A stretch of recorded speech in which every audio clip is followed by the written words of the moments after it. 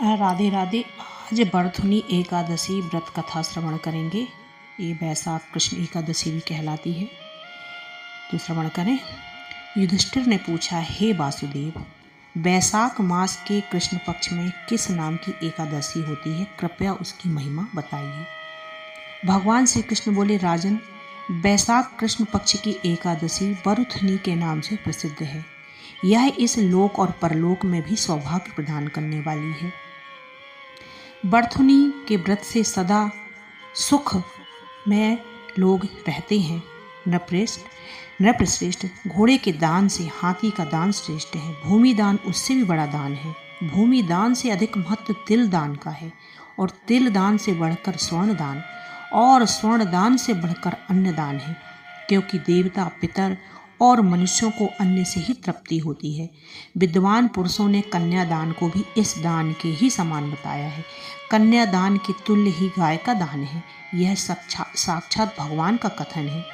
इन सब दानों से भी बड़ा विद्यादान है, परंतु बरथुनी एकादशी का व्रत करके विद्यादान का भी फल प्राप्त कर लेता है।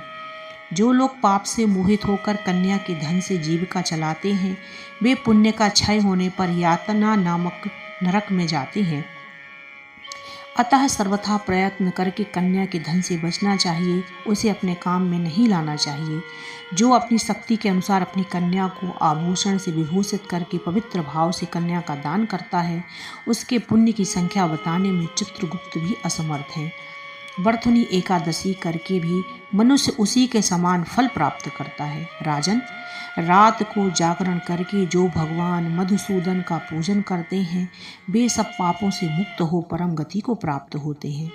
अतः पाप भीरु मनुष्यों को पूर्ण प्रयत्न करके इस एकादशी का व्रत करना चाहिए।